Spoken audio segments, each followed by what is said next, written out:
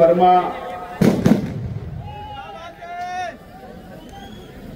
तमाम ही हमारे सरपरस्त जिम्मेदारान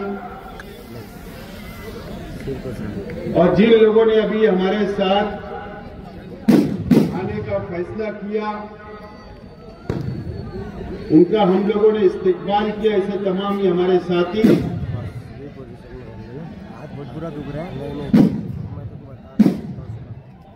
भाई मेहरबानी करके वहां कपड़ा है और ऊपर वायर है, आप जो नौजवान खड़े हुए हैं इसके ऊपर सॉकेट के ऊपर, तो उस साइड के अंदर पावर की केबल गई हुई है। नौजवान बच्चों, मुजारी साहब लोग इधर हो जाइए।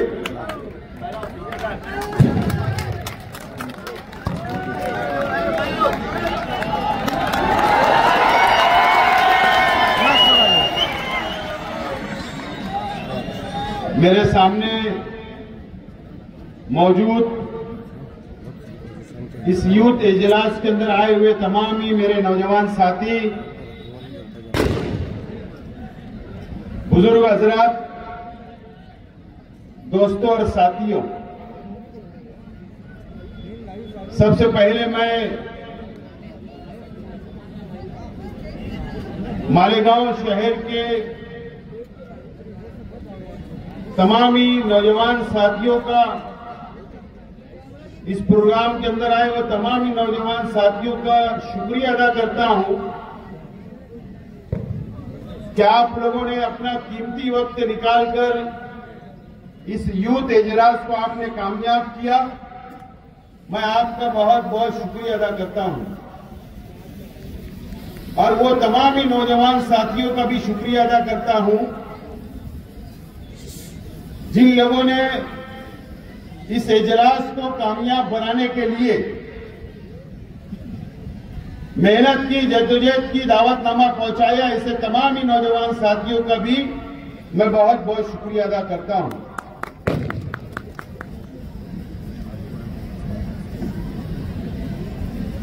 और तमाम ही नौजवान साथियों को सलाम करता हूं कि आपने आज ये साबित कर दिया कि नौजवानों की फौज शेख रशीद साहब जब दुनिया में मौजूद थे उस वक्त भी आप साथ थे, और शेख रशीद साहब खलीलजादा आज दुनिया में हमारे साथ नहीं है, उसके बावजूद भी आप साथ हो। मैं आपको बहुत बहुत सलाम पेश करता हूं।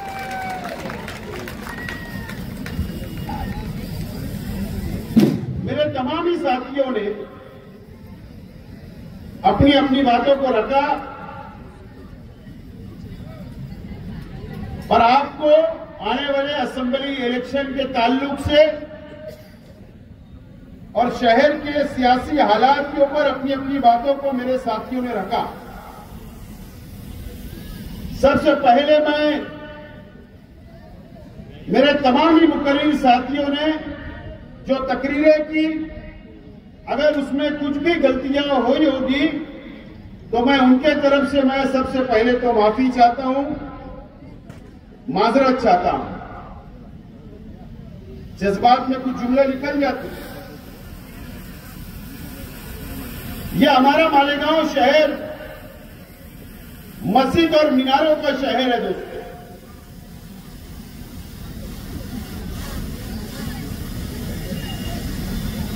और अल्लाह का बहुत एहसान और करम है कि पूरे हिंदुस्तान के अंदर, पूरे मुल्क के अंदर ऐसा शहर हमको कहीं नजर नहीं आता। हम उस शहर के नौजवान हैं, बुजुर्ग हैं, और उस शहर के हम नौजवान हैं और हम उस शहर के मुसलमान हैं।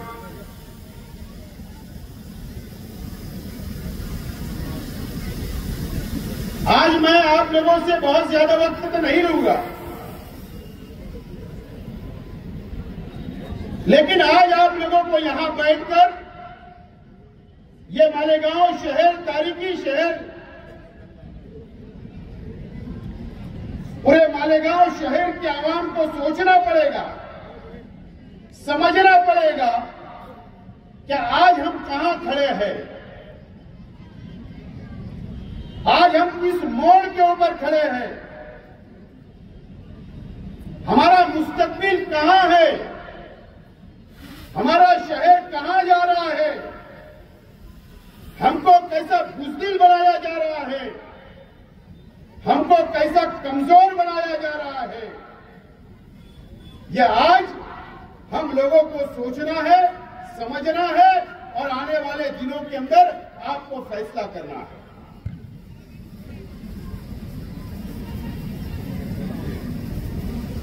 खासतौर पर नौजवान साथियों, खासतौर पर इस शहर के उलमाओं को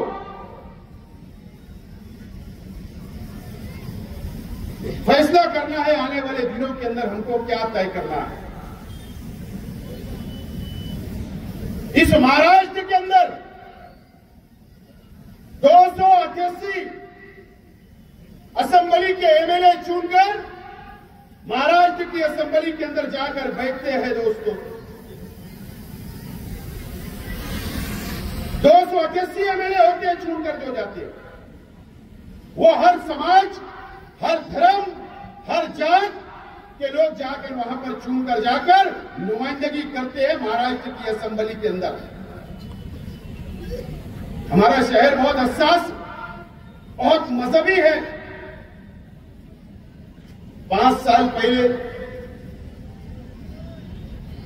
2019 में ये शहर ने एक फैसला किया, शहर के नौजवानों ने फैसला किया, शहर की मां बहनों ने फैसला किया, शहर के बुजुर्गों ने फैसला किया, शहर के उलमाओं ने फैसला किया कि एक आलिम, एक मुफ्ती शहर का एमएलए बनेगा और वो असेंबली के अंदर बैठेगा, शेख आसिफ नहीं चलेगा।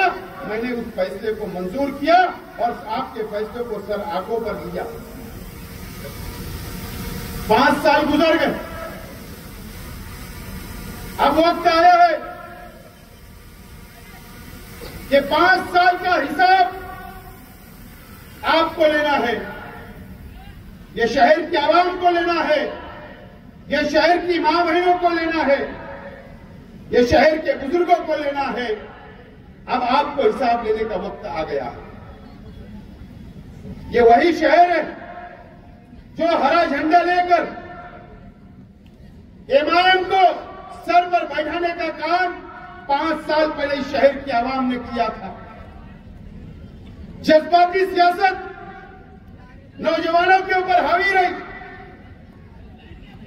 मजहबी सियासत शहर के ऊपर हावी रही।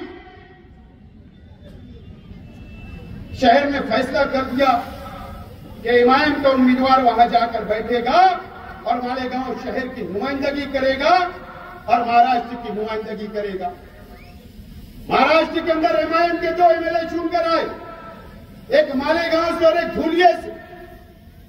आपने क्या 5 साल के अंदर कभी जायजा लिया कि आपका एमएलए जिन्होंने आपने जिसको वोट दिया वो 5 साल में आपकी नुमाइंदगी किया या नहीं किया? क्या आपने कभी फैसला किया? क्या कभी आपने सोचा? क्या कभी आपने देखा कि क्या मकसद से, क्या जिम्मेदारी आपने वहां सौंपी थी? क्या आपने कभी इसका जायजा लिया? आज वक्त आ गया है कि आपको जायजा लेना पड़ेगा। दोस्तों, अगर कोई एक एमएलए चुनकर आता तो उसकी ये जिम्मेदारी नहीं होती कि वो उसकी शहर की सिर्फ को नुमाइंदगी कर सकता। उसकी ये नुमाइंदगी, उसकी जिम्मेदारी होती है कि अगर महाराष्ट्र के मुसलमानों के साथ कहीं भी अत्याचार हो रहा है, जुल्म हो रहा है, मुसलमानों के खिलाफ अगर कोई ताकतें जुल्म कर रही है, तो कोई भी मुसलमान एमएलए या कोई भी हिंदू भाई एमएलए खड़े रह के महाराष्ट्र की असेंबली के अंदर बोल सकता है, आवाज उठा सकता है। क्या एक मर्तबा भी आपके लिए आवाज उठाई गई क्या? या ये महाराष्ट्र के मुसलमानों के लिए आवाज उठाई गई क्या? आप कुछ सोचिए, समझिए और फैसला करिए। फैसला करिए आपको क्या हुआ इन 5 सालों में? मुझे बताइए। मैं किसी के जात या धर्म के महापुरुषों के खिलाफ नहीं हूं मैं, लेकिन बोलना इसलिए पड़ता है कि अगर कौम के नाम पर, मिल्लत के नाम पर, मुसलमानों के नाम पर अगर मजहब की दुआई देकर अगर आपने वोट ली तो आपके ऊपर हमारा जिम्मेदारी है, आपकी जिम्मेदारी है कि इन लोगों से सवाल करना चाहिए। औरंगाबाद का नाम संभाजी नगर रख दिया गया, रखा गया कि नहीं? क्या हमारे शहर के एमएलए साहब ने महाराष्ट्र की असेंबली के अंदर आवाज उठाने का काम किया? क्या? मैं आपसे सवाल करता हूं। संभाजी नगर रख दिया गया, आवाज उठी नहीं उठी, इसके जिम्मेदार कौन है? कौन है जिम्मेदार? ये वही महाराष्ट्र है, ये वही औरंगाबाद शहर है जहां से एमआईएम का एक खासदार भी चुनकर गया, एमआईएम का एक एमएलए भी 2014 में चुनकर आया। क्या इनकी जिम्मेदारी नहीं थी कि महाराष्ट्र के असेंबली के अंदर ये आवाज उठाते कि क्यों औरंगाबाद का नाम तब्दील किया जा रहा है? इनकी जिम्मेदारी थी, इन्होंने आवाज नहीं उठाया। दोस्तों,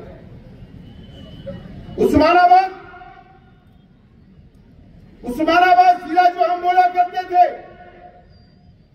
उस्मानाबाद का नाम भी इसी 5 सालों के अंदर बदलने का काम किया गया। धाराशिव नाम रख दिया गया उस्मानाबाद का। क्या ये महाराष्ट्र के अंदर 2 एमएलए चुनकर आए? क्या हमारे शहर के एमएलए ने वहां पर आवाज उठाने का काम किया? क्या कभी आपने ये सोचा? कभी आपने नहीं सोचा। दोस्तों, आज अहमदनगर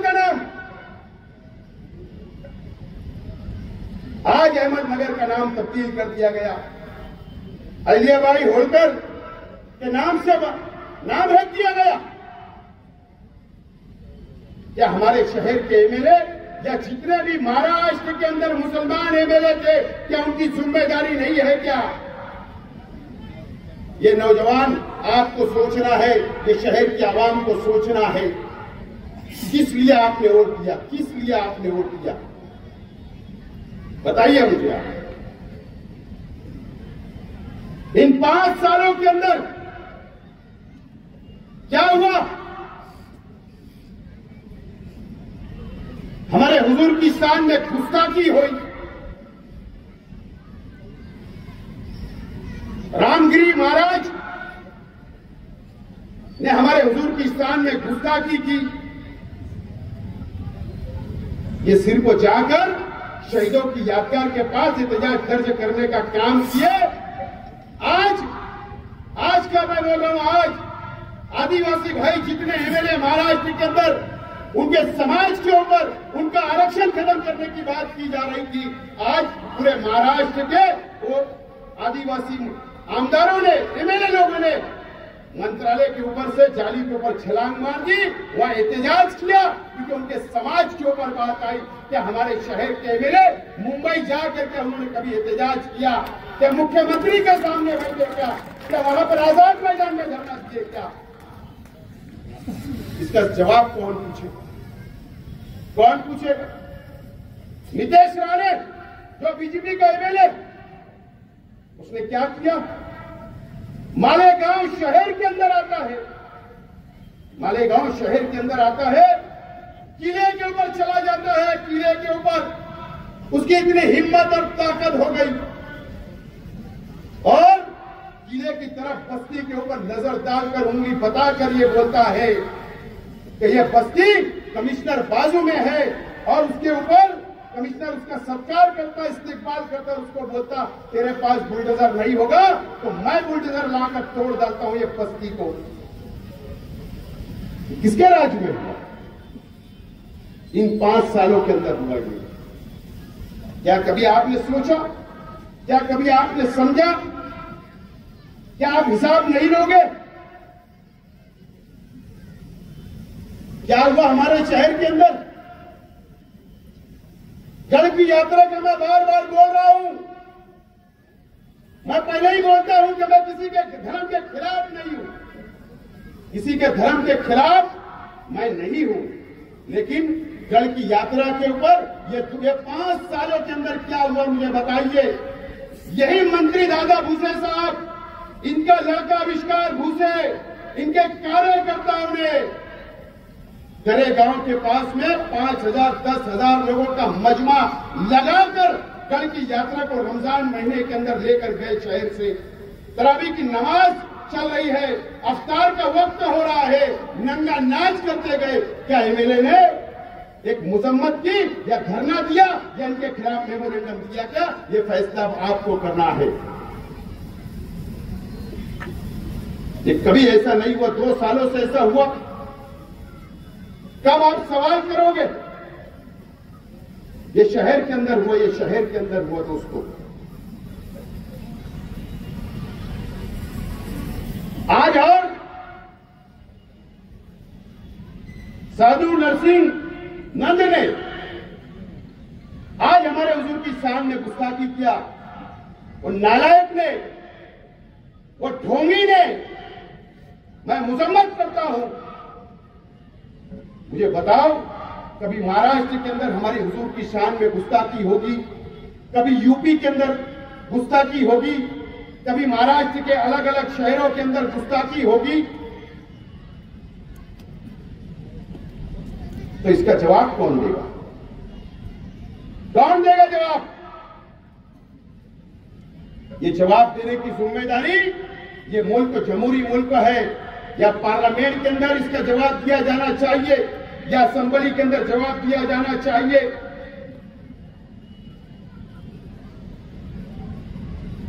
हालात दिन ब दिन खराब होते जा रहे हैं मुल्क।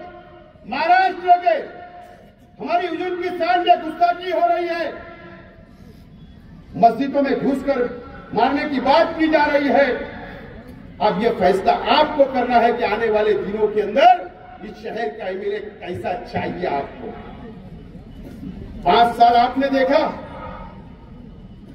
5 साल आपने देखा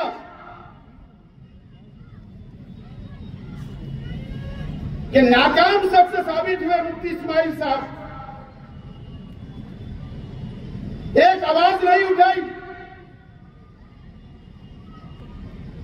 लेकिन अब अगर ये ऐसे हराम के पिल्ले अगर हमारी हुजूर की शान में गुस्ताखी करेंगे, मस्जिद में घुसने की बात करेंगे, मुसलमानों के मॉब लिंचिंग करेंगे, मुसलमानों को मारने का काम करेंगे, लहो जिहाद और लैंड जिहाद की बात करेंगे, तो कैसा एमएलए आपको चाहिए? आप फैसला करो। मैं तैयार हूं, मैं तैयार हूं। आप तैयार रहो। महाराष्ट्र के असेंबली के अंदर भेजो। कसम खुदा और रसूल की, अगर किसने भी अगर महाराष्ट्र के अंदर घूमकर हमारे हुजूर की शान में गुस्ताखी की, अगर मारने की बात की, कसम खुदा की महाराष्ट्र असेंबली के अंदर ये शेख आसिफ हाथ छोड़ने भी नहीं डरेगा। कर लो फैसला, निकल जाओ बुजदरी से। तैयार हूं, मैं तैयार हूं। ना हमने कभी पहले डरे, न आज डरे और न कल डरने वाले। फैसला आपको करना है, शहर को करना है। मुझे बताओ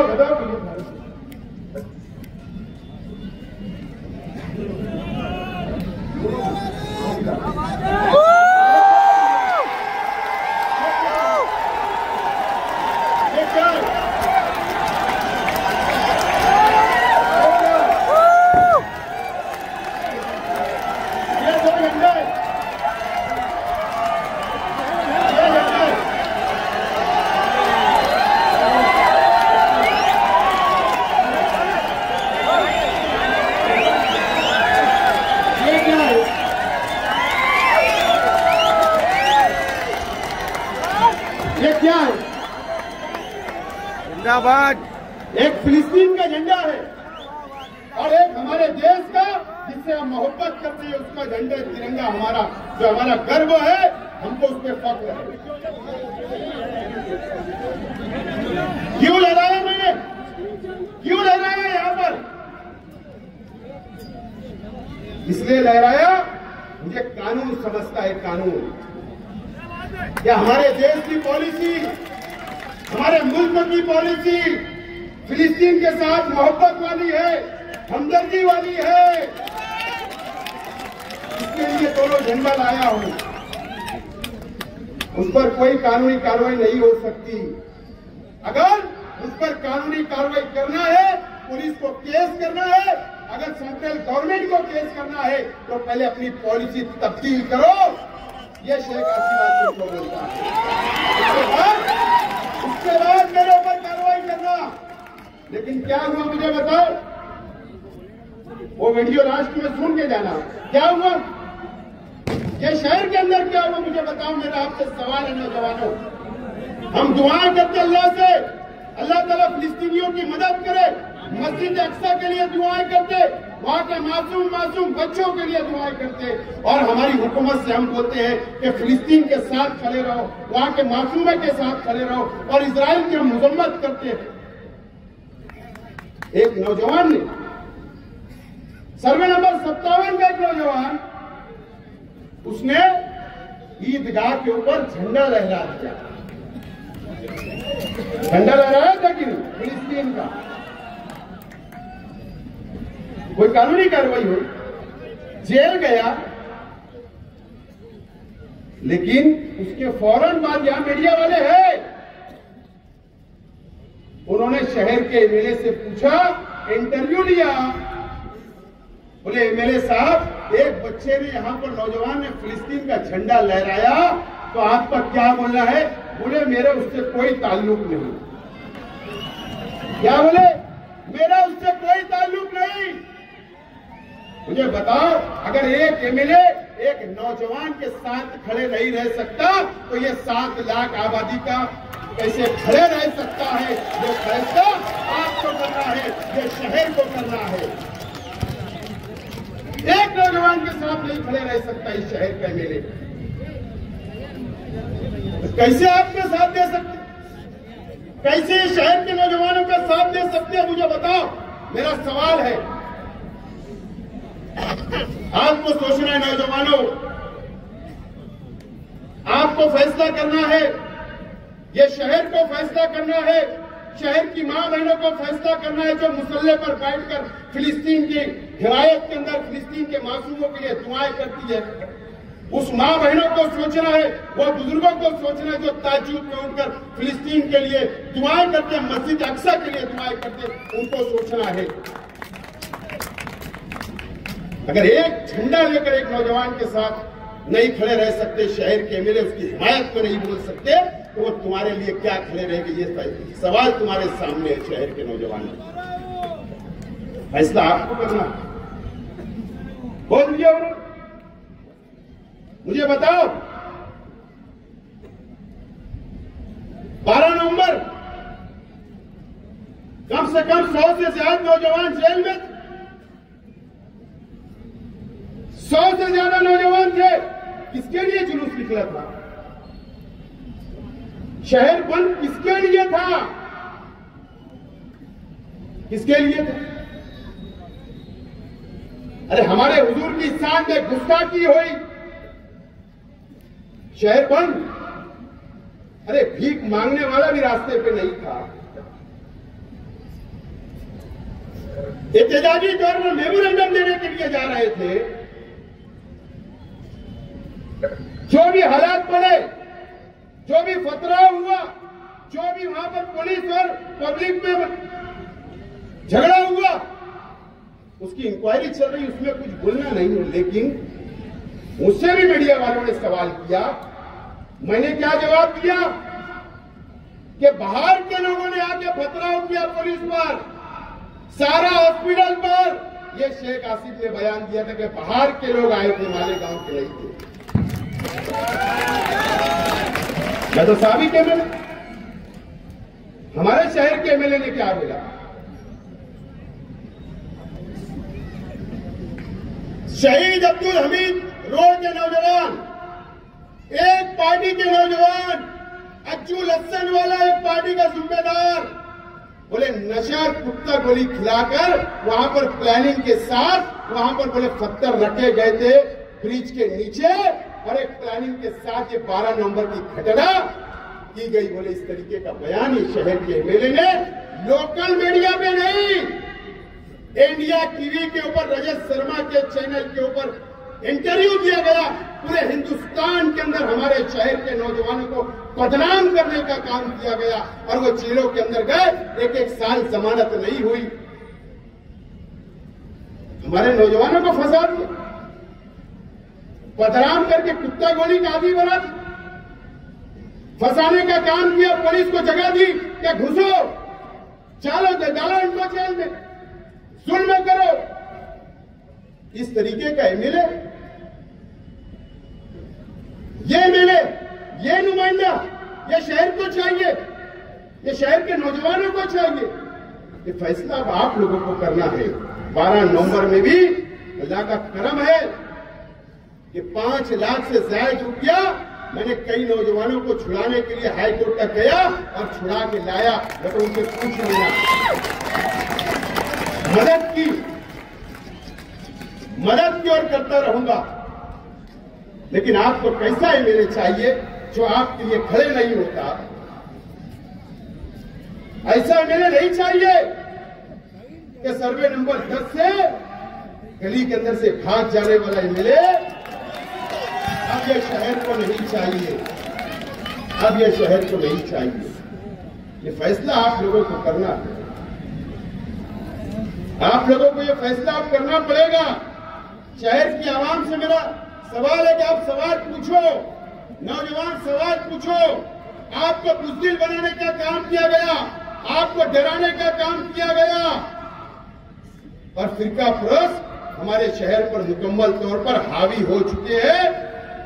ये आप अपनी आंखों से देख रहे हैं, आप अपनी आंखों से देख रहे हैं। मुझे बताओ, कौम के नाम पर, मिल्लत के नाम पर मुसलमानों की दुआएं देकर 19 के अंदर आपसे वोट ली गई। क्या किया आज के एमएलए साहब ने? असेंबली के अंदर गए। मैं बार बार बोल रहा हूं, मेरा जवाब दो कि 5 साल आप शिवसेना और बीजेपी के लोगों को एमएलसी के अंदर, राज्यसभा के अंदर आपने करोड़ों रुपया रिश्वत ली, करोड़ों रुपया रिश्वत देकर बीजेपी और शिवसेना के लोगों को चुनकर देने का काम आपने वहां पर जाकर किया महाराष्ट्र असेंबली के अंदर। आप जवाब दो मुफ्ती इस्माइल साहब, आपको जवाब देना पड़ेगा। इस शहर की आवाम को करोड़ों रुपया लिया गया। या तो बताओ कि पहले मैंने कांग्रेस के उम्मीदवार को वोट दिया, बताओ कि मैंने राष्ट्रवादी के उम्मीदवार को वोट दिया, सेकुलर पार्टी के उम्मीदवार को दिया, उसका नाम बता दो। वो वीडियो भी अभी आपको बताई जाएगी। आपको, अरे आपको भेज डाला गया, आपके वोटों का सौदा कर लिया गया।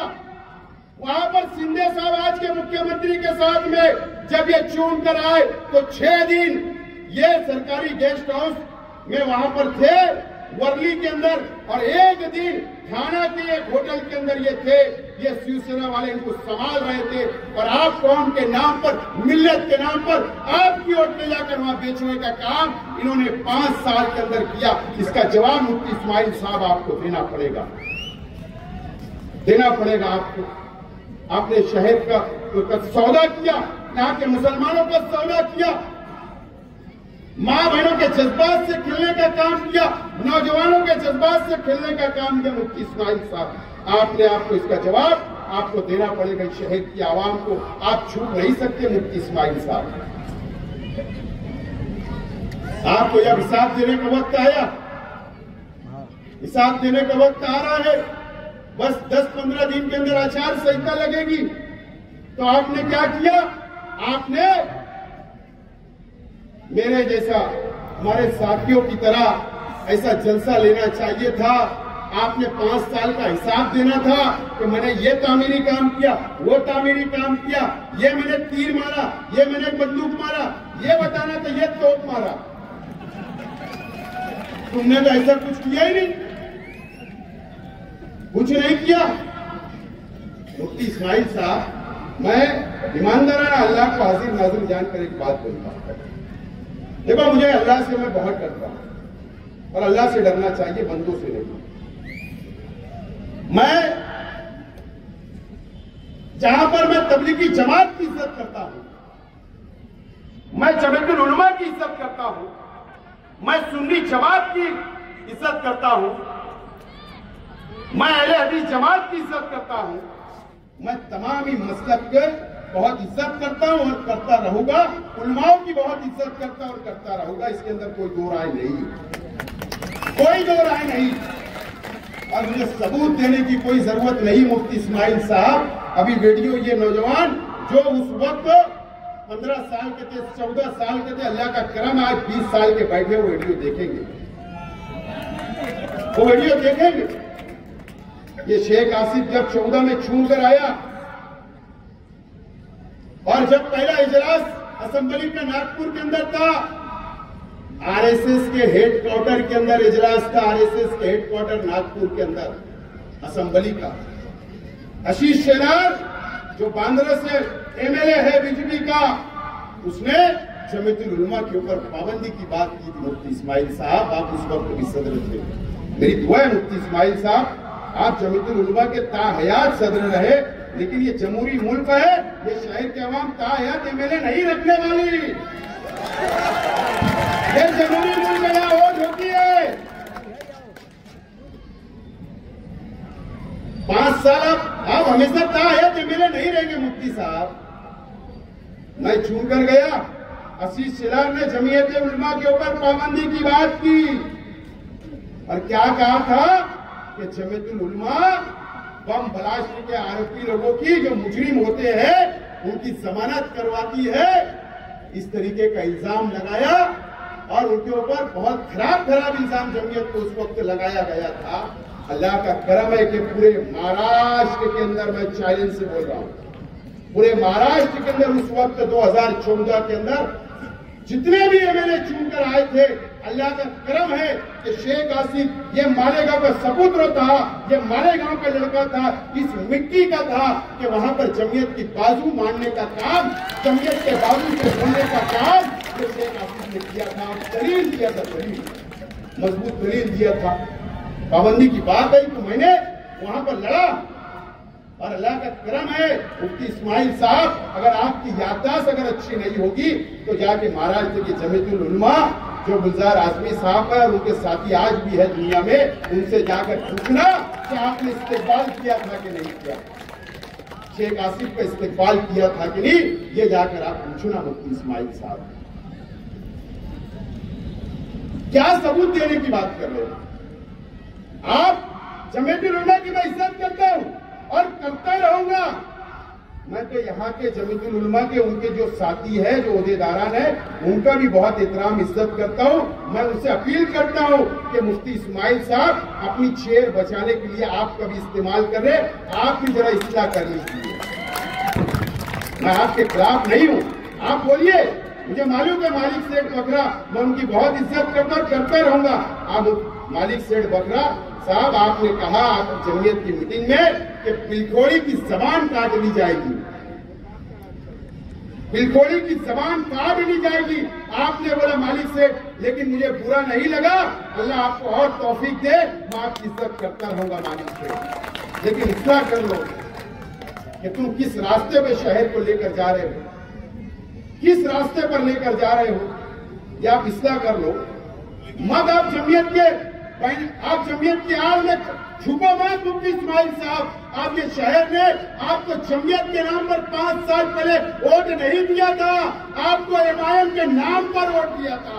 आपको ये शहर के अंदर विकास बताना पड़ेगा, दौलत बताना पड़ेगा।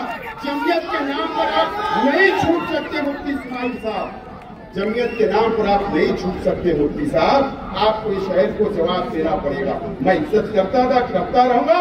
अगर मेरे भाई से या मेरे परिवार से या मेरे चाहने वालों से अगर कोई गलती हुई होगी तो मैं अल्लाह वास्ते आपसे भी माफी मांगता और महाराष्ट्र की जमीयत से भी माफी मांगता, लेकिन आप इस तरीके से राजकारण, गंदा राजकारण करोगे, ये मुझे अपेक्षा नहीं थी मुफ्ती साहब, ये अपेक्षा नहीं थी। इस तरीके का गंदा राजकारण नहीं होना चाहिए। अरे जब पैदा हुआ तो अल्लाह अकबर की अजान मेरे कान में भी गुजरी, मेरे परिवार के कान में भी अजान दी गई। एक अल्लाह, एक रसूल, एक कुरान को मानने वाले हम लोग भी हैं। लेकिन आप इस तरीके का भेदभाव अगर ये शहर के अंदर करना चाहते तो मुफ्ती इस्माइल साहब, ये शहर के लिए अच्छा नहीं है। वो भी एक कुर्सी के लिए, जो 2 टके की कुर्सी नहीं है, उसके लिए आप इस तरीके का गंदा राजकारण करोगे। ये अपेक्षा नहीं थी मुफ्ती इस्माइल साहब आपसे, ऐसी उम्मीद नहीं थी कि तुम ये शहर के अंदर जमीयत के नाम पर और पार्टी के नाम पर और खानदान के नाम पर अगर आप भागने की कोशिश करेंगे तो मुफ्ती साहब, ये अच्छा ये शहर का मुस्तकबिल के लिए नहीं है, ये शहर के नौजवानों के मुस्तकबिल के लिए नहीं है, यहाँ के मसलकी झगड़े के लिए मुस्तकबिल उसके लिए ठीक नहीं है, बिरादरीवाद के लिए ठीक नहीं है, काला और गोरे के लिए ठीक नहीं है। ये हमारा एक शहर, एक ताकतवर शहर है, एक हिंदुस्तान के अंदर नाम रखता मस्जिद और मीनारों के शहर को तोड़ने की कोशिश मत करो मुफ्ती साहब। मैं आपसे हाथ जोड़कर अपील करता हूँ, हाथ जोड़कर अपील करता हूँ मुफ्ती साहब। कब तक बस ना, भूख भरी नहीं, पेट खाली है। 10 साल ये शहर में दिया मुफ्ती साहब, पहले दिन तो 1 रुपया भी दिया, वोट भी दिया, 3 मेयर भी आपको दिए, 3 डिप्टी मेयर भी दिए, स्टैंडिंग चेयरमैन भी शहर ने दिया, आपके लिए दुआएं हुई, 2 मरतबा एमएलए बन गए। अब कितना, कब काम करोगे, कब काम करोगे? आपको काम करना पड़ेगा मुफ्ती साहब। अच्छी बात नहीं है ये शहर के लिए।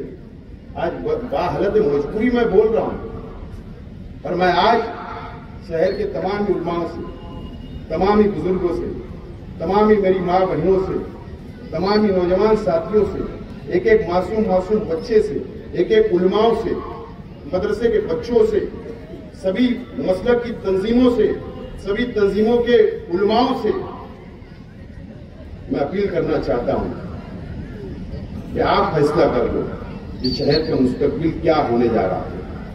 आपको फैसला करना पड़ेगा। अगर ये शहर ने फैसला नहीं किया, सर जोड़कर नहीं बैठे, तो ये शहर को अपनी जाति मुफाद के लिए कुछ लोग बर्बाद करना चाहते हैं, बर्बाद करना चाहते हैं।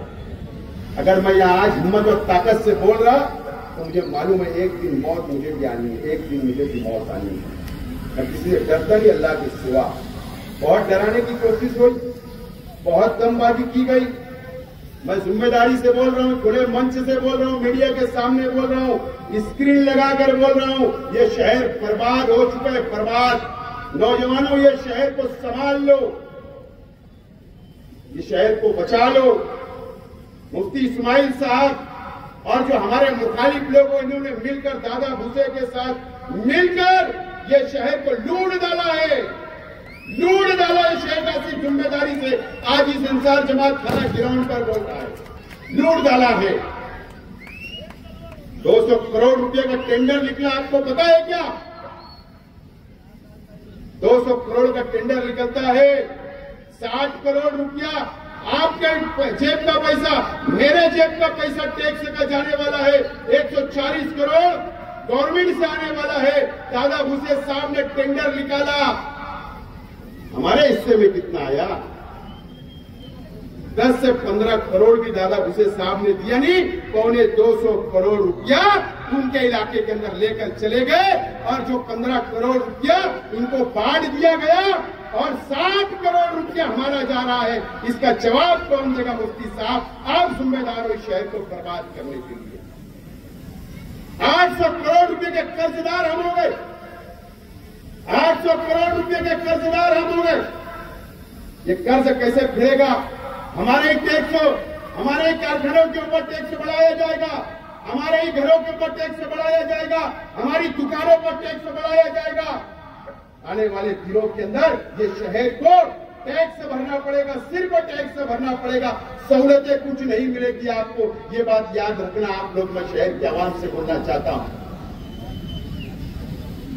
जाइए आप अपने इलाकों से जहां से भी आप आए, जाकर अपने अपने इलाके देखिए कि वहां पर रास्ता है क्या, रोड है क्या, गटर है क्या, संडास है क्या, गार्डन है क्या, सहूलत है क्या, पानी है क्या, बोरिंग है क्या। जाकर सहूलतें नहीं है, लेकिन उधर तमाम ही सहूलत ये 2-2.5 सालों के अंदर जब से प्रशासक राज आया, ये मुफ्ती इस्माइल साहब ने दादा भूसे साहब से साठगांठ करके ये शहर को बर्बाद किया अपने जाति मुफाद के लिए। और उनके साथ जो आज लोग घूम रहे हैं, जो उनके गठबंधन में है, ये भी उसके जिम्मेदार है। मैं पंटरों का नाम नहीं लेना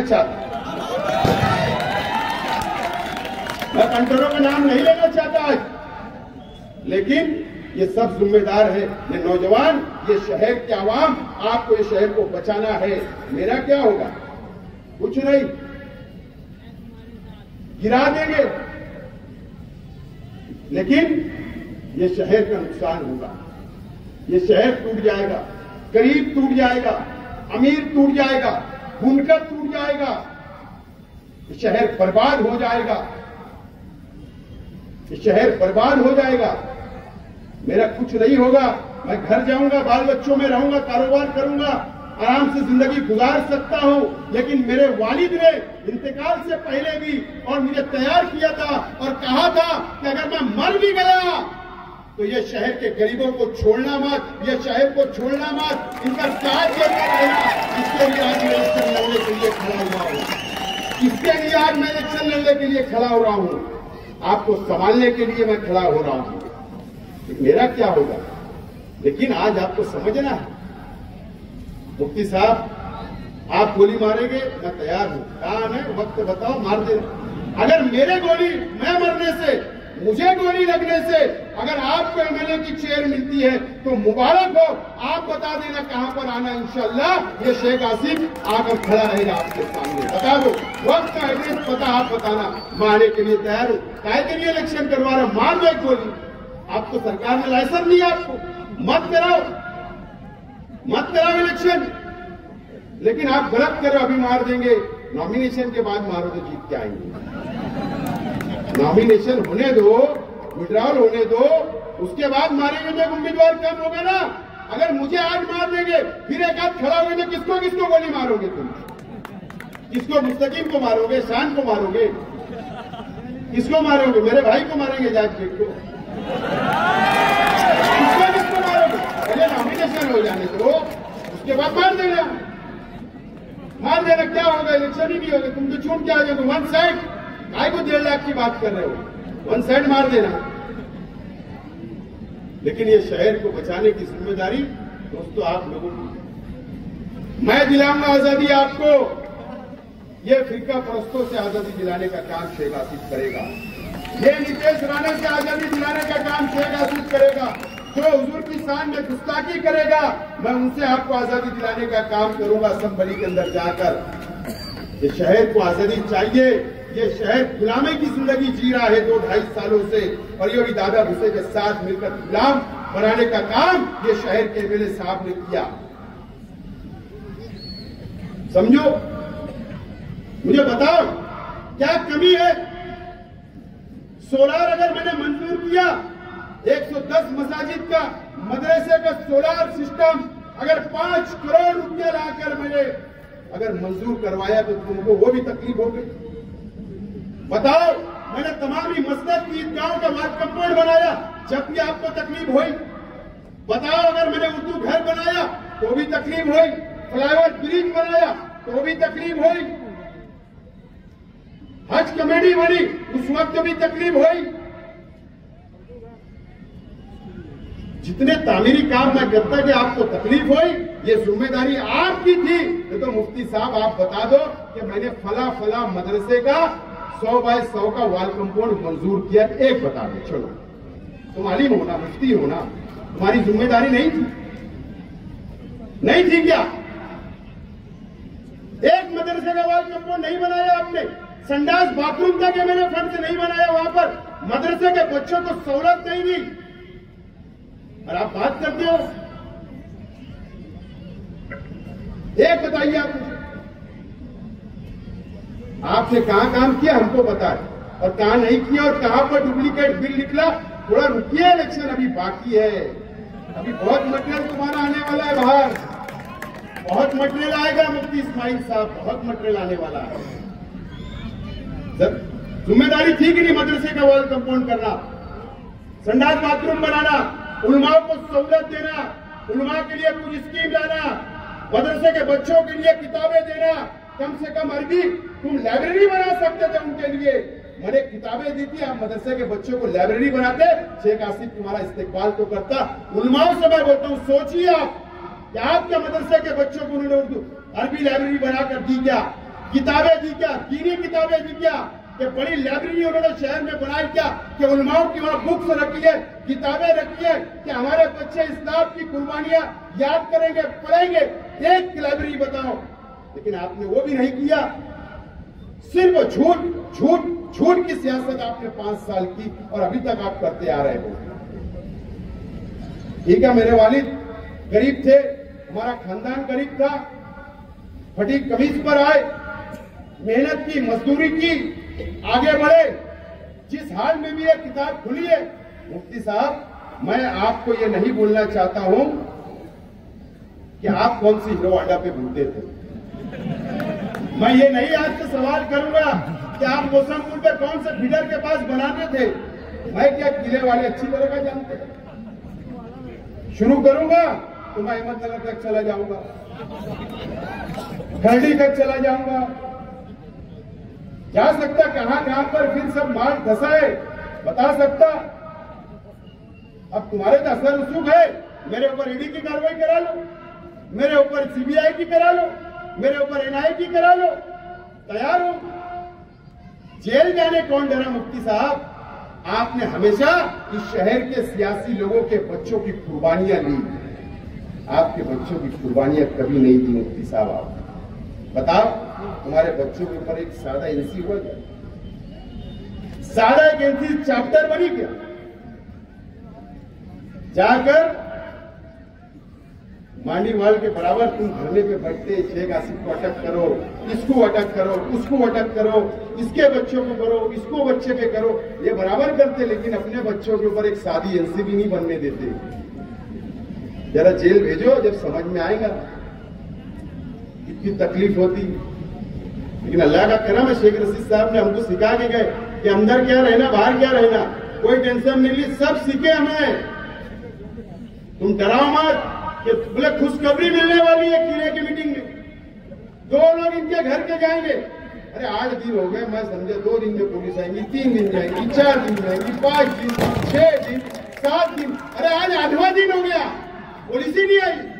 कब भेज रहे? मैं भी इंतजार कर रहा हूं किसको तुम जेल में डालना चाहते हो।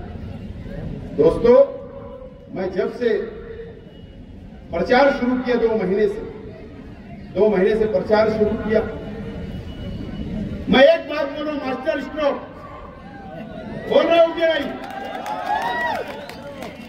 मास्टर स्ट्रोक की बात बोल रहा हूं। मेरे साथी लोग से भी मैं माफी चाहता हूं, मैं इनको भी नहीं बता रहा, मुझे भी परेशान है बहुत, लेकिन उनको इतना भरोसा है, आपको इतना भरोसा है कि जो भी मास्टर स्ट्रोक शेख आसिफ खेलेगा वो कामयाब होगा, इतना भरोसा इन लोगों को। लेकिन अब ज्यादा इंतजार नहीं कराऊंगा, ज्यादा इंतजार नहीं कराऊंगा। आज कितनी तारीख है? 4 और 10 से 11 दिन इंतजार करो, सिर्फ 10 से 11 दिन। आपको डंडा भी दूंगा, झंडा भी दूंगा और मास्टर स्ट्रोक भी दूंगा। फिर मास्टर स्ट्रोक बताऊंगा, और इसी तरीके से मंच भी होगा उसी दिन, मीडिया भी होगी, मराठी मीडिया को भी बुलाऊंगा, शहर का आपको भी दावत दूंगा। सबके सामने मास्टर स्ट्रोक जब मारूंगा तो इंशाअल्लाह ये शहर और मेरे मुखालिफ भी जमा लेंगे, जमा देंगे। कोई फिकर मत करो, पवेलियन के बाहर इंशाअल्लाह जाएगा, फिक्र करो मत। लेकिन ये शेख आसिफ आपसे वादा कर रहा है, इस आज कि आपको धोखा नहीं दूंगा, आपकी नुमाइंदगी करूंगा, बीजेपी के साथ नहीं बैठूंगा, फिरका प्रस्त पार्टियों के साथ नहीं बैठूंगा, आपको सौदा नहीं करूंगा, कौम के लिए लड़ूंगा, कुर्बानी देना मेरे को पसंद रहेगा, जेल जाना पसंद रहेगा, लेकिन आपका सौदा नहीं करूंगा। ये बात का वादा आज आपको दिला रहा हूं, मेरा साथ दीजिए। मैं तमाम लोगों को बोलता हूं, आइए, अगर मुझसे जाने अनजाने में कोई भी गलती होगी, मेरे परिवार से हुआ होगा कोई गलती, तो मैं माफी मांगता हूं। आइए, मुझे समझिए, आइए मेरे करीब आइए, आइए बुनकर भाई आप भी करीब आइए, आइए मजदूर भाई आप भी करीब आइए, आइए मेरी माँ बहनें भी करीब आइए, मेरे बुजुर्ग भी आइए। एक मौका मुझे दे, एक मौका आप दे दो 5 साल के लिए, ये शहर का काया पलटने का काम आपकी दुआओं से, मेरी माँ बहनों की दुआओं से, मेरे नौजवान साथियों की दुआओं से इंशाअल्लाह मैं इसको पूरा निभाने की कोशिश करूंगा और कोई भेदभाव नहीं करते हुए सबको साथ लेकर चलूंगा। ये वादा आज मैं अल्लाह को हाजिर नाजिर जानकर आपसे करता हूं। दोस्तों, एक मौका मुझे दे दो शहर की आवाम। मुफ्ती साहब ने कहा या किसी ने कहा कि यतीम वाली बात भी उन्होंने इंटरव्यू में कही। हाँ, मैं यतीम हूं, हाँ मेरे वालिद नहीं है, इंतकाल कर गए, हाँ मेरी वालदा नहीं है, इंतकाल कर गई, हाँ मेरे चाचा 3 चाचा इंतकाल कर गए, हाँ मैं यतीम हूं, लेकिन यतीमों के सर पर हाथ फेरने के लिए ये 7 लाख की आबादी है। मुल्क को बचाए, यतीम के ऊपर हाथ रखेंगे ये, और इनकी दुआओं से इंशाअल्लाह असेंबली में पहुंचूंगा और ये शहर की भी और ये महाराष्ट्र की भी नुमाइंदगी करूंगा। मैं आज तो आपको कसम खाकर बोलता हूं दोस्तों, मुझे यतीम बोला गया चलेगा, जो जो बोलना है बोलिए, सब माफ, मैं सब माफ कर दूंगा। बोलिए मुझे जो बोलना है, मेरे परिवार को बोलिए, तनकीद करिए, जो आपको करना मैं तैयार हूं। मैं आपका जवाब नहीं दूंगा, मैं आपका एहतराम करता हूं और करता रहूंगा। उलमाओं का एहतराम करता, शहर के तमामी मसलक का एहतराम करता, तमामी उलमाओं का एहतराम करता, तमामी बिरादरी का, तमामी मसलक का, तमामी नौजवानों का, तमामी बुजुर्गों का, तमामी माँ बहनों का मैं एहतराम करता और करता रहूंगा। ये शहर मेरे लिए अजीज है, कुर्सी मेरे लिए अजीज नहीं है, ये शहर की आवाम मेरे लिए अजीज है। मैं ये वादा करता हूँ आज आपको जरूरत नहीं है, लेकिन यहां से उठने के बाद आप जाइए, आज रात जायजा लीजिए अपना, सोचिए 5 साल पहले हमने किसको वोट दिया, वो शख्स ने 5 साल में क्या किया।